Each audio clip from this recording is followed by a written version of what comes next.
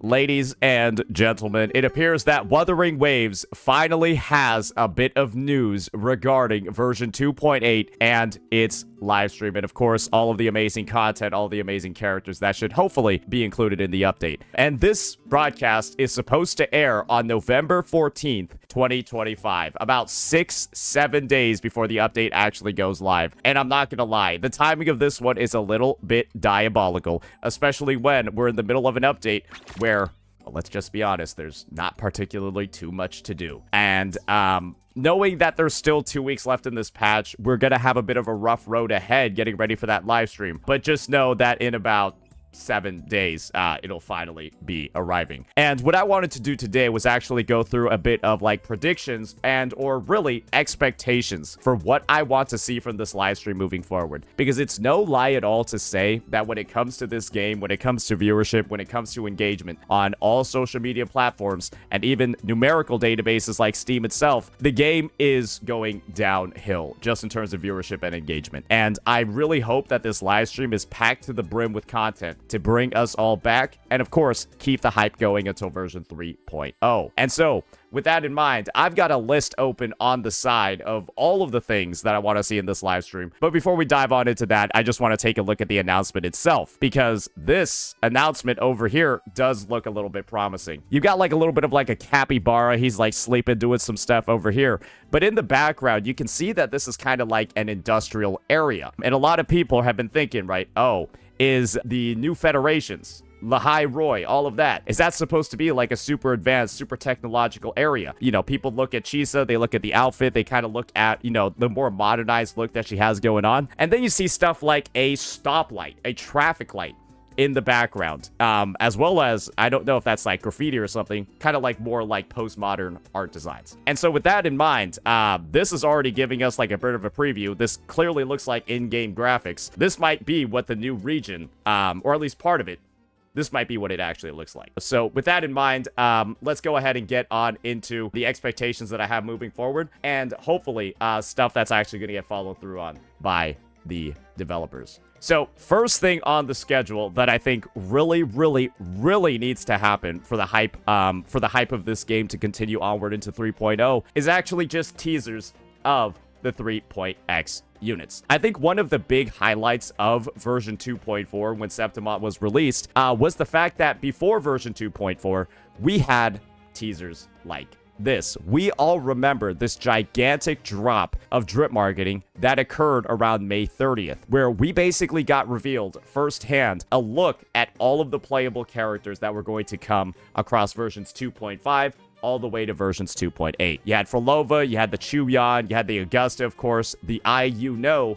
and Chisa, and of course, Gal Brena. And I would consider this drip marketing feast that we had way back in May 30th, again, once again, this was one of the best things that occurred to the game. And I genuinely think it's one of like the big elements that kept so much of the hype going across, well, let's just be honest here, some of the less feature-rich updates that the game has actually had. And I'm just hoping that we get something similar. Not necessarily like full character reveals, not necessarily, you know, like full drip marketing art and like finalized designs, but just a bit of a preview, right, of the new designs, of the new aesthetic that's going to be ahead, because that's genuinely just one of the main things that players are looking forward to right now. And I think it's something that we desperately need, because the game has, you know, not really had a lot of stuff to look forward to in the past couple of updates. The finale is over, right? Ridacita arc is done. We're just moving and looking towards what's ahead. The live stream is a perfect opportunity to actually go ahead and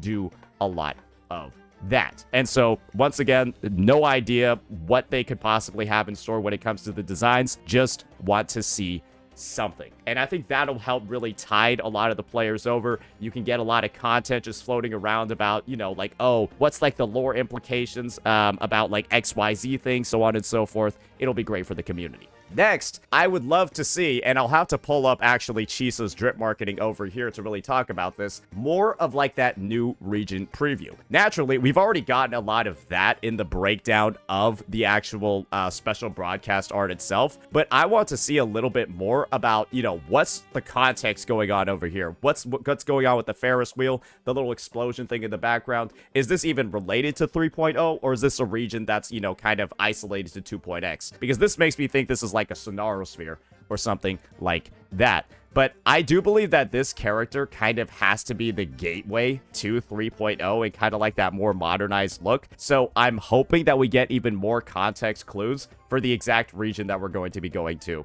you know, in 2 versions time in 3.0. So that's sort of like the main thing to talk about when it comes to that. I'm just hoping we get a much different aesthetic to what we've already experienced, right? With kind of like the post-apocalyptic, ravaged landscape of Huang Long. We've had the fantasy lands of, I might as well just show it in game, actually. Like, we've had, you know, the post-apocalyptic ruined area that's in Jinzhou, where they're like sort of rebuilding civilization, all of that. And then we've gotten the super futuristic areas in the Black Shores. And then we've gotten Fantasyland over here in Renacita, where, you know, this probably looks the most, you know, a lot of people have been saying this looks like Elden Ring, all of that. I'm ready for like the cyberpunk aesthetic. I'm ready for kind of like the modern areas. I'm ready for like the super tall skyscrapers, all of that. And it's definitely a vibe that I think we only got in version 1.0, or sorry, version 1.3 of the game, where we got to see what the port city of Guizhou looked like before it exploded. And you all remember playing through that in some of the earlier versions of the game. You got to see the port city in like its full undestroyed glory. And honestly, that's a vibe that I really actually do want back. And I think Chisa, her design, all of that, you can almost see the similarities over here with the port city of Guizhou and all the shit. Wait, it's almost the same photo, actually. So maybe that's going to be something that we see, you know, some intrinsic links to later on. Very excited for that. Would love to see it in the live stream. Next, let's start talking about the kits of the characters. And we're just going to be staying on Chisa's drip marketing for this one, and then also move on and take a look at, of course, the other character in the patch, Bu Ling. So when it comes to Chisa, what we know for basically certain is that she's probably 1,000,000% going to be involved with Havoc Bane. And the reason for that is quite simple. If you go ahead and you look at the Flamewing Shadow Echo, this is a bit of a story spoiler. I'll play my role to the fullest. Okay, shut up, Brett. This is basically a story spoiler over here. You've probably already played it by now. If you haven't, it doesn't really matter. But the Remedy Thronodian Leviathan Echo has a special effect where it deals Havoc damage, but then the damage that it deals actually increases if the enemy has Havoc Bane on them. And what we know is that Kuro oftentimes releases key echoes for characters in the patch before they release. Just look at things like, I don't know, Windward Pilgrimage, all of that, Crown of Valor, Law of Harmony, so on and so forth. Those have all had echo pieces that released before the character actually used them. And the thing is, well, when this gives Havoc and Liberation damage, and we know that Chisa's a Havoc character, it's kind of like all lining up, she's probably going to be involved in negative statuses. And my hope and my prayer for negative statuses is that Kuro kind of gets it right this time. Because I think a lot of people can agree that the implementation of negative statuses, when we've seen them across the kits of like Cartithia, Chikona, and then of course Zani and Phoebe, is that it feels really unfinished. It feels like there's like a piece missing. And the common link that we can see across all of this is that all of these teams kind of just want Rover. Yeah, all of these teams want some variation of Rover, and that seems to be one of the biggest limitations that we have. Because if everything lines up, right, the Spectro version of Rover supports Spectro Frazzle. The Aero Erosion, or the Aero version of Rover, supports Aero Erosion. Man, I wonder what the Havoc version of Rover is going to do when it comes to Havoc Bane. And guess what, guys? When you use one version of Rover in an endgame team, you can't really use the other versions of Rover because they're locked into their element, or they're locked into their attribute. So what that means is that Rover is kind of like, okay, you're playing the Cartithia team. Guess what? You can't play the Phoebe team, or you can't play like the Zani Phoebe team with Spectro Rover over here. And then similarly, if there's a Havoc Bane variant that comes out and you want to experiment with that archetype, well, say goodbye to your Cartithia team then.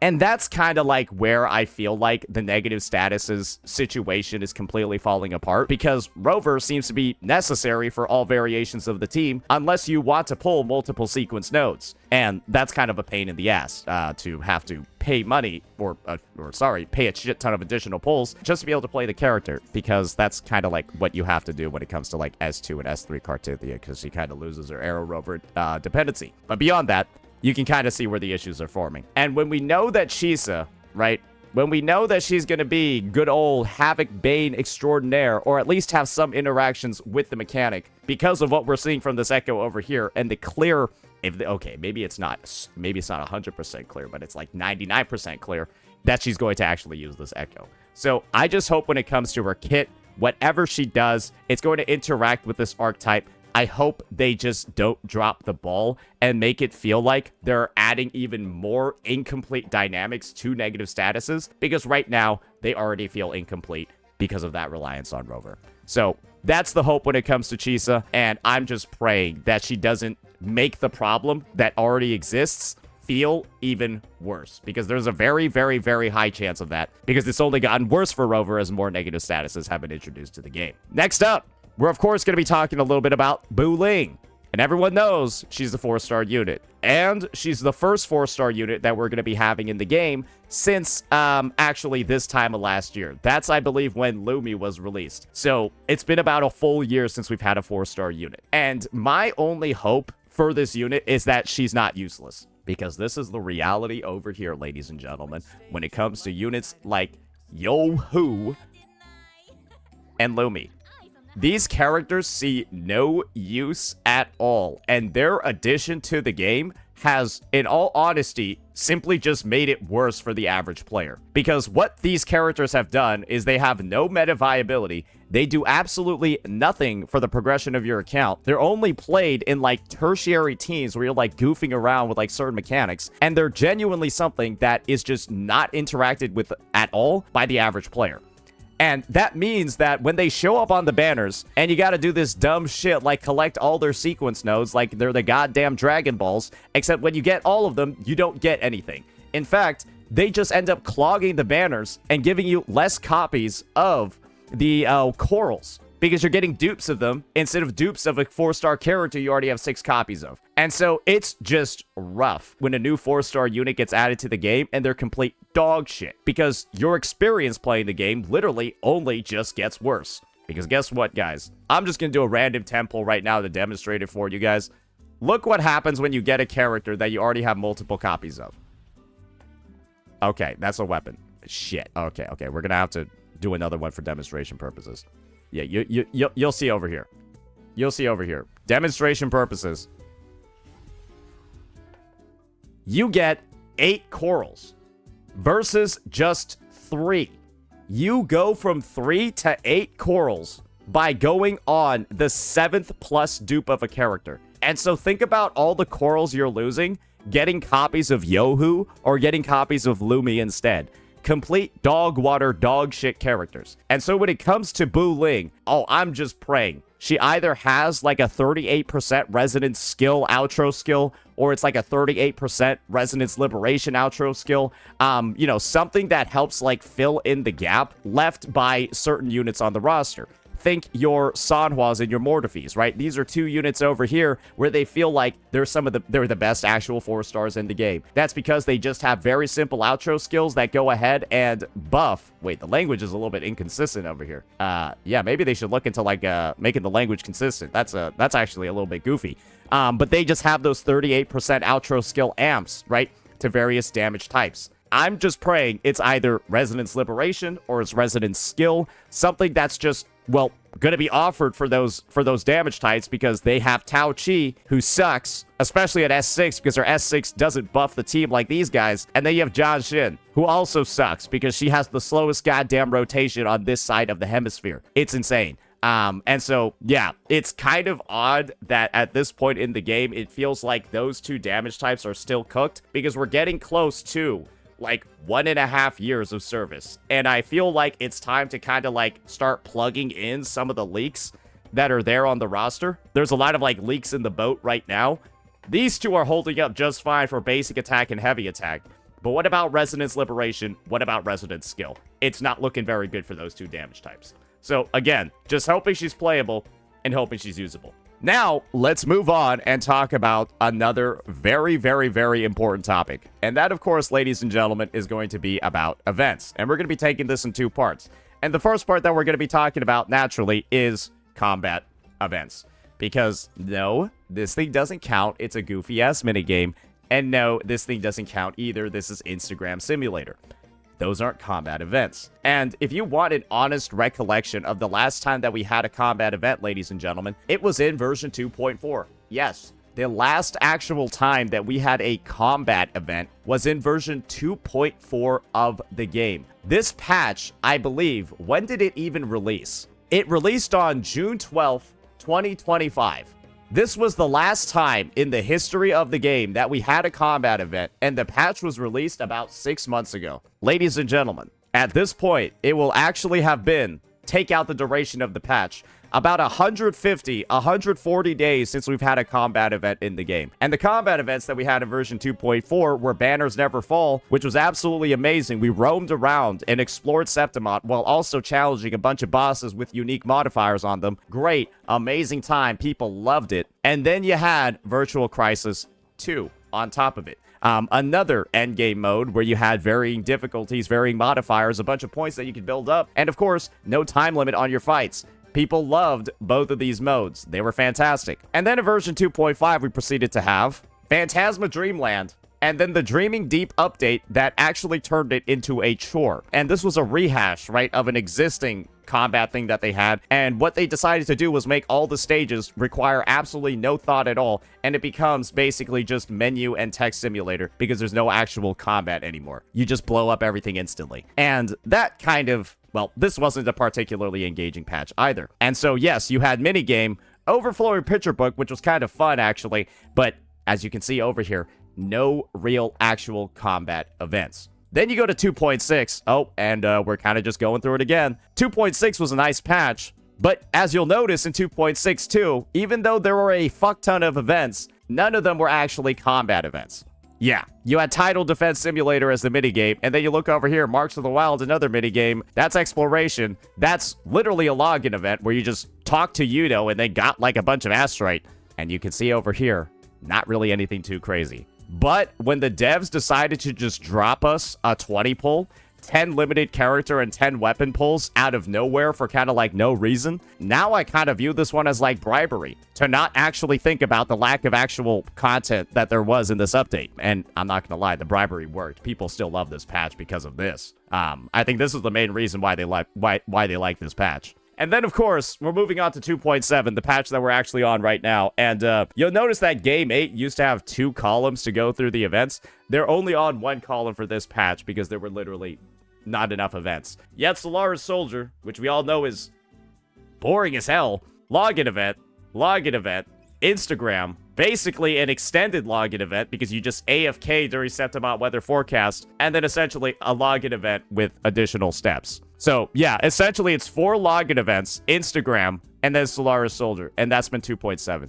That's been the past 150 days of the game, and boy, oh boy, I'm just gonna be real over here. When you know that 2.4 was the last time we had actual good combat events, and then 2.1, guys, 2.1 was the last time that we had our co-op hologram event. Yes, 2.1 was the last time. And so with that in mind, ladies and gentlemen, isn't that kind of crazy? 2.1 is the last time that we had the co-op hologram event. And that was like, this was like in February. This was like in February of this year. That's a little rough, isn't it?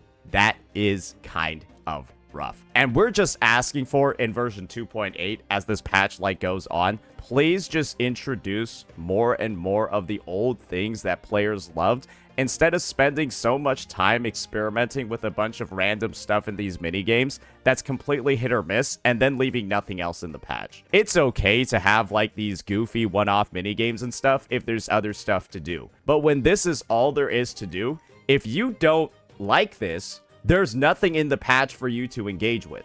And this thing also has an expiration date as well if you like it. There's only so much content you can play when it comes to this patch with just this event. If you don't like it, you're shit out of luck. And then even if you do like it, you still have another 18, 19, 20 days of the patch that you're not doing anything in. Or in this case, it's about 40 days of the patch that you're not doing something in. So let's just be entirely honest over here. There needs to be something that's done because, like I mentioned before, there's a reason for why, across the history of the game, Chu Yan's release has been the lowest player count we've ever had in the history of the game on Steam. Yes, this is Galbraina's release. That is Yuno's. This is Augusta's. And that is Chu Yan's. I don't think that occurs unless there's a growing level of disengagement across the player base. And so perhaps these are the numbers that we should be listening to, as opposed to the stuff that's actually causing this stuff to go down. So yeah, that's going to be my take on events. You were probably waiting for that one, but hopefully the message over there is very clear.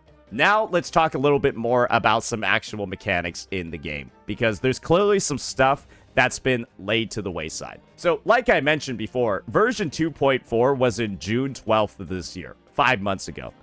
That was also the last time we had a Tacet field introduced to the game. Yes, ladies and gentlemen. And when Tacet fields are kind of like an end game activity that every person does when you reach a certain point, you're doing 2 Tacet fields a day, doing the 2x claim, and then logging off or being done with your dailies. And the fact of the matter is that it's becoming a lot less clear where to even farm for these Tacet fields because we haven't had one added to the game since 2.4. And so, when this is the main expenditure of your wave plates and no new Tacet fields have been added for 5 months, it feels a little bit off. Because you do this, right, to get the tuners and to get the tubes necessary to level up your echoes. And then you have to go to the Nightmare Purification fields to go farm them. But to level them up, you have to do Tacet fields. And you're stuck doing these outdated ones because God knows nobody needs these anymore. Nobody needs any of these anymore. They're all done and over with. But we have nothing else that we're able to farm. And so you gotta do these, clog up your inventory with a bunch of garbage that you're just going to dismantle or turn into other echoes to level up these. And honestly, what I think is probably going to happen is that we're just going to get yet another Nightmare Nest added to the fucking game, and Tacet fields aren't going to get addressed at all. At this point, we kind of just need either like a build your own Tacet field, right?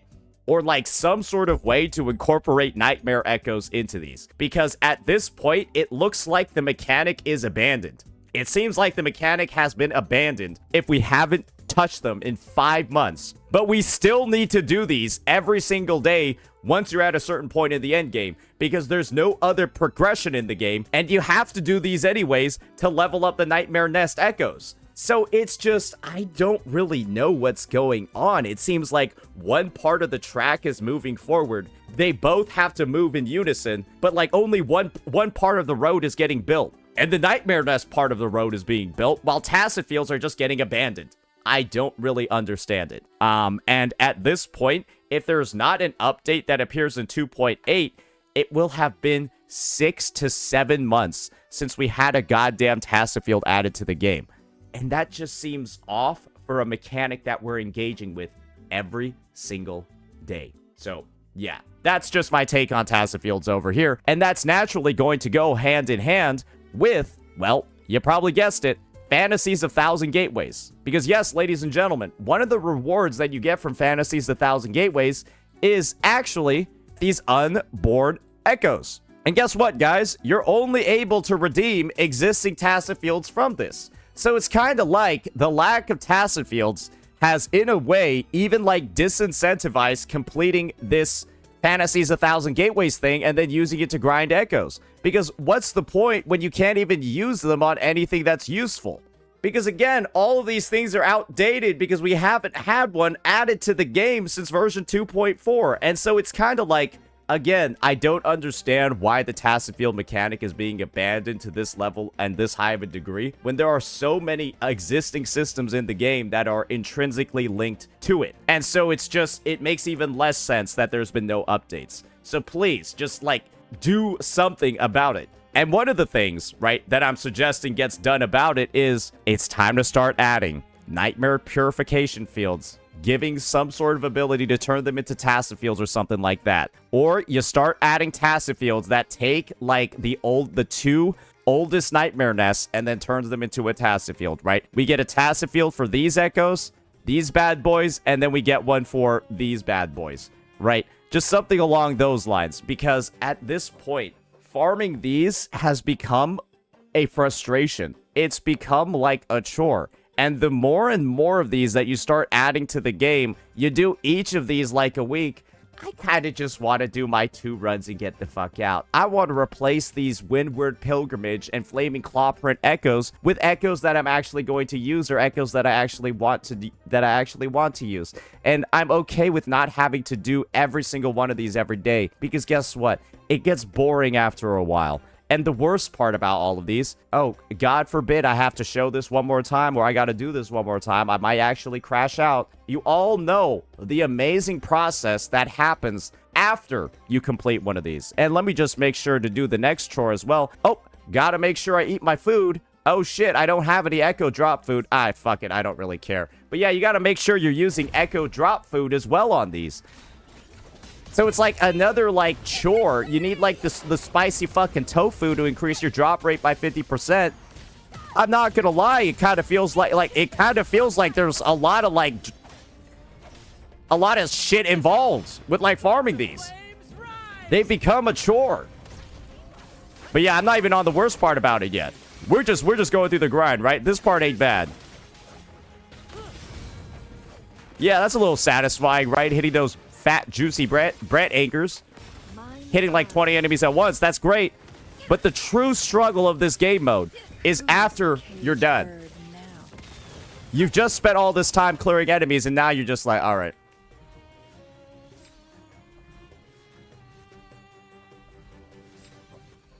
Oh man, this is it, isn't it? Like, it's so sucking to do this 4 times a day. Why am I doing this? And why do I have to do it 4 times a day? Hopefully that shit gets fixed too. That shit is legitimately terrible. It's absurd. It's ridiculous. So yeah, that's my spiel on Nightmare Nest. Now, let's talk about another feature that I don't think is going to be added, but is something that I feel like desperately needs to start occurring, at least by version 3.x of the game. And this one is, ladies and gentlemen, we gotta have some better versions of 1.x sets, right? One thing that I think is the reason for why a lot of people are under the impression that 1.x units have been horrifically power crept, one of the components of it is the fact that all their Sonata sets are just worse versions of the 2.x characters. Their Sonata sets are just worse, and this is the only evidence you need. This is the effect of Sierra Gale, the 1.0 arrow set. 40% arrow damage for 15 seconds after releasing intro skill. This is Windward Pilgrimage. Arrow damage plus 10, arrow damage plus 30, and then crit rate increases by 10% if you hit a target with arrow erosion. It's just Sierra Gale with 10% crit rate on it. It's just outright a better Sonata set in every single way. As long as you're a character, right, that's hitting something with erosion on it. You look at shit like the new Nightmare Nest sets. 20% crit rate and 35% echo skill damage. You look at this shit over here from Augusta. Upon gaining a shield, increase attack by 6% and crit damage by 4%. Stack it up 5 times for 30% attack. 30% attack and 20% crit damage. Guys, do you want to see what's on Lingering Tunes? Lingering Tunes is like, it ramps up to 30%. Lingering Tunes ramps up 5% every 1.5 seconds. The total thing on the 5-piece is a 30% attack buff. And then this thing over here just has 30% attack on the fucking 3-piece. It just has 30% attack on the 3-piece. Guys, I'm going to be real. Part of the reasons for why these 2.x characters just feel stronger than the 1.x units is because their Sonata sets are on average like 1.5 to 2 times as effective as the 1.0 character ones. It's actually almost unethical. You look at shit like Carlotta's, and like this thing gives, at a total, like 70% skill damage. The baseline sets are giving like 40. This just gives her 70%. It's fucking ridiculous. And the ask over here on my end is, why don't we start making, like, Nightmare Nest versions? And this would be a good use of Nightmare Nest. Nightmare Nest versions of these 1.x sets just to bring and lessen the power gap that's existing across these characters, because the only thing that's holding a lot of these units back is having a dog shit sub DPS, like how she's tied to the hip sort of to Rosia, who's the worst sub DPS character in the game alongside Yinlin, and the fact that she's using a Sonata set that's just dog shit in comparison to what already exists in the game in the 2.x units. So I'm hoping that, like, some sort of alteration comes out where we just get better 5-piece sets, or maybe we start getting some 3-piece sets for these units that just, again, brings them closer to the level of the 2.x ones. Because, A, that's one of the biggest things that's separating them. You could say just buff the character. Why buff the character at a first pass when these things are clearly, absurdly, just way on a numerical value, they're just worse than all of the new ones that are coming out. Completely. So, yeah, that's something that I hope to see explored. Next up, this one's going to be in line with what we're seeing over here, and that's going to be more exploration. Because guess what, guys? Unfortunately, one of the things that I think is really helping to, you know, not generate hype for version 2.7 and what lies ahead was the fact that I believe that this was the area expansion that we got, and it kind of like feeds into this being a less feature-dense patch. But if the expansion is going to look like this, that's some depressing shit. I'm just going to be honest with you. I think most people got this new section done in like 30 minutes, if not less. And what I'm hoping from this version is that at the very least, we get something sort of similar to like the Fabricatorium of the Deep, something like that. I know I mentioned before it looks like it's a Sonarosphere, so maybe they'll have like something like this that they seem to do for kind of like the adjacent patches, because whatever the fuck happened in Sangui's Plateau for 2.7, that's like not that's not anything. I'm not expecting like a region expansion to the degree of like Septimont or like 2.0 Renacida, but something that's surely bigger than whatever the fuck this section of the map was, because this was tiny. And it's so small and so disengaging that I didn't even really feel like exploring it myself. And second, when it comes to actually designing the map, for God's fucking sake, can we just not do what we did here? I'm just going to show you a stretch of Septimont over here. There's nothing. There's just nothing in this entire area. There's just nothing. I know I have one unlockable down there, but that's going to be the one thing we see for miles, right? We got that one title challenge over there. But aside from that, there was just nothing across this entire area. It's just a bunch of crazy elevated cliffs, and then you can actually fly around for like 3 minutes and not see anything. You could just straight up fly for like 3 minutes across like the border of Septimont and just see nothing. You'll have like the craziest peaks, like the craziest vistas, all of that. But I think Flight has done good things for the exploration, but it's also done bad things too. Because guys, there's so much empty space in this region, it's ridiculous. There's just so much nothing. And this is probably like the worst, like this part over here is probably like the biggest example of there just being absolutely nothing. And you could go like all the way down too. You can go like all the way down too, and it's just more of nothing. I don't know. Like, I'm kind of tired of it. I would like a more, like, dense area where there's, like, more things to do. Like, just less having to, like, go around and see a bunch of empty scenery.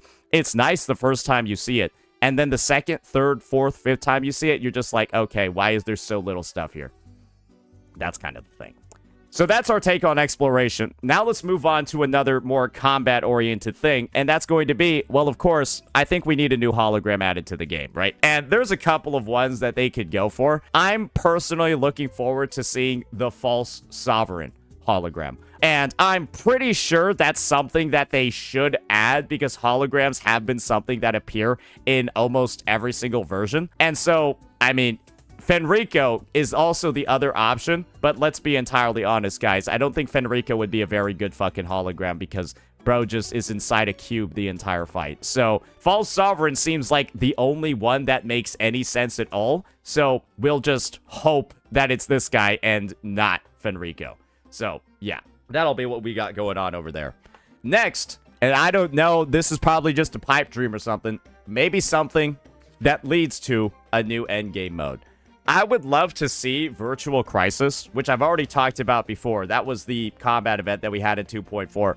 I would love to see Virtual Crisis added in some type of degree as like a permanent endgame mode. I think that it's already been cooked enough. I think that it clearly has enough room for like new resets, stuff like that, to maybe reset on like a monthly basis. Either it resets on a more regular basis or it's like more feature rich and it resets on like a monthly basis or something like that. And having that added into the rotation, especially when you consider that during this update, the only times that you actually want to engage with the game is when there's a TOA reset, which thank God there's one happening in 2 days, and when there's a WuWa reset. Those seem to be the only times during like more dead patches when you actually want to come back to the game and engage with it. I'm praying that there's something else added to help break up the monotony of waiting 2 weeks to actually do something in the game, because that would help the situation in the future when we do have more of these dead patches. If there ever are going to be more of these dead patches, that's something that can help alleviate the workload,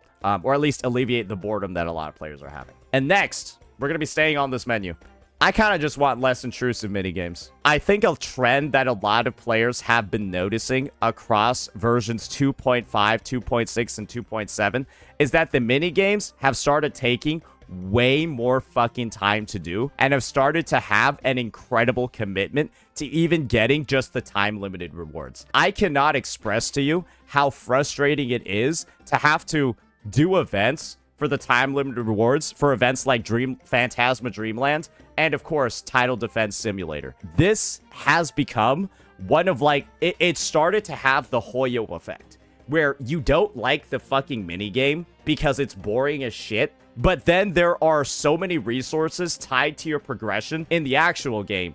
Tubes, tuners, experience, blah, blah, blah, echoes, all of that. They're all locked behind this minigame that you don't want to play. And so, because you don't want to lose progress in the actual game that you do want to play, Wuthering Waves, you feel the need to actually fully complete the time-limited rewards for shit like this. And good golly gee, doing this stuff when the time is running out on the last couple days of the update is some of the most painful shit imaginable. But you gotta do it unless you want to lose progress in the actual game you want to play. And that's the part that sucks. Just make it so that getting these time-limited rewards, just make it take like an hour of gameplay. And then add in a bunch of extra shit if people want to engage with it for the more giga casual. I have 17 kids and 4 jobs, so I don't have time for combat, but I have time for minigames. Just add in the extra stages for those crowds, right? And make those the permanent ones. Basically, what I'm saying is less time-limited rewards, more permanent ones, and stop requiring 3 to 4 hours of playtime just to get the time-limited rewards. It's fucking disgusting. And we've had 3 patches in a row where you need that much time commitment for the time-limited rewards. It's too long, especially when you don't want to play the event because they're dog shit. We also need just less login events. This patch has been absolutely criminal. Login event. Login event. Login event. And then Septimont Weather Forecast, which was the 4th out of the 5 events in this patch, was a glorified login event.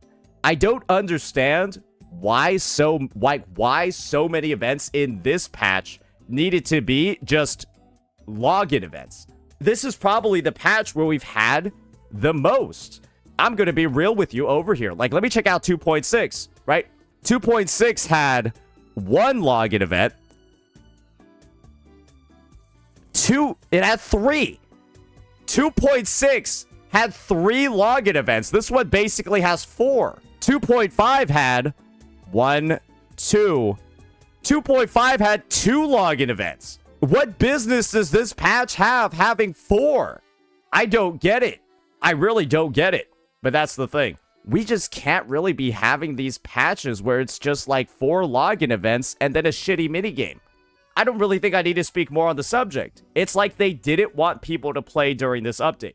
And you don't have to take my word for it. All you gotta do is take a look at the player numbers. And what's one thing you notice about the player numbers? Do you see how ridiculous the drop-off is from 2.7? People did the story, and then it was like, I'm fucking out of here. They did the story, and they were like, I'm fucking out of here in the fastest manner we've ever seen in the history of the game. Like, this decline over here is insane.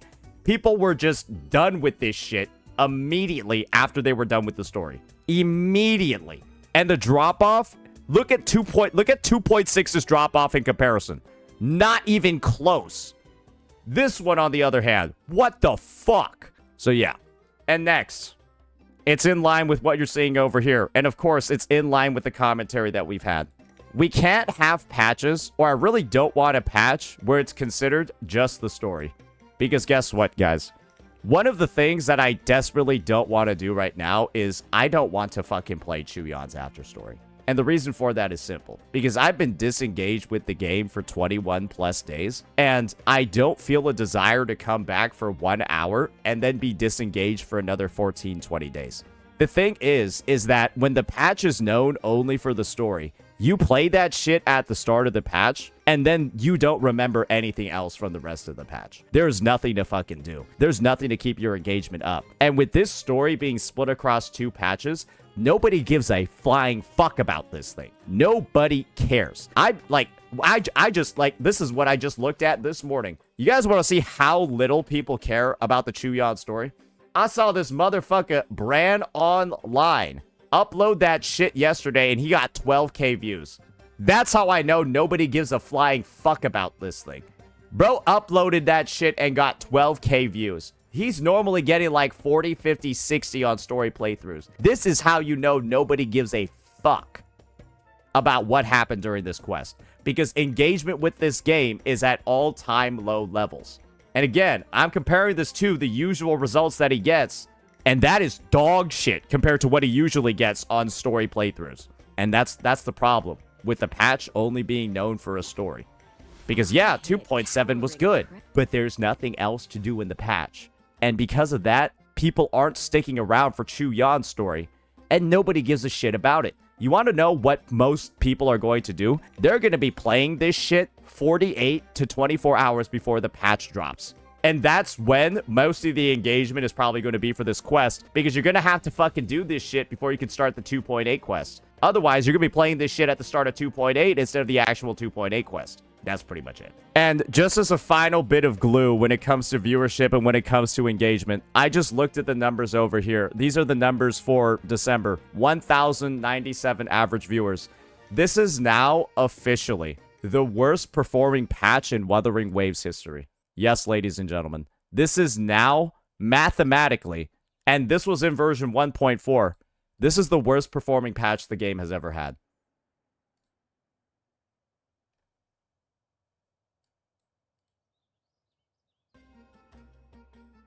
That's insane. That is fucking insane. It's the stats for 7 days, I know. But last time we looked at this said 1,300.